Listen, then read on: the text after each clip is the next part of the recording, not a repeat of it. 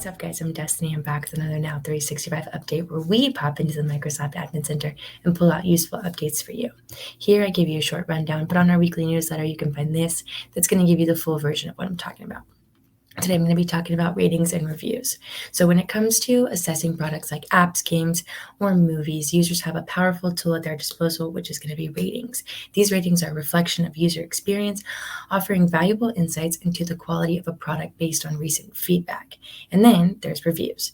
Reviews are going to serve as a platform for users to share their personal experiences with a product. And these thoughts will be made available for everyone to see right on the product page along with the user's name.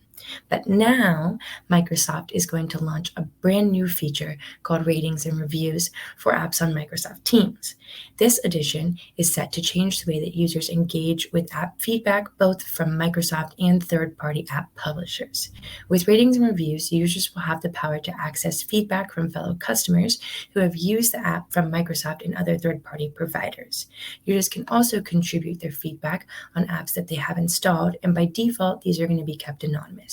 But app publishers will now have the ability to respond to these reviews through the Partner Center.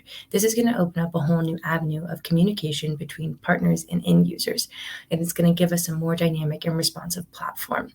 This feature is going to take customer experience all the way to new heights. So with ratings and reviews coming now on Microsoft Teams, is going to be more than just a collaboration platform, but it's going to be a way for us to enhance the way that we work. I hope you guys found this super helpful, and don't forget to like and subscribe. Hey there! Don't forget to hit that subscribe button and turn on notifications for all the latest videos from Capital Presence.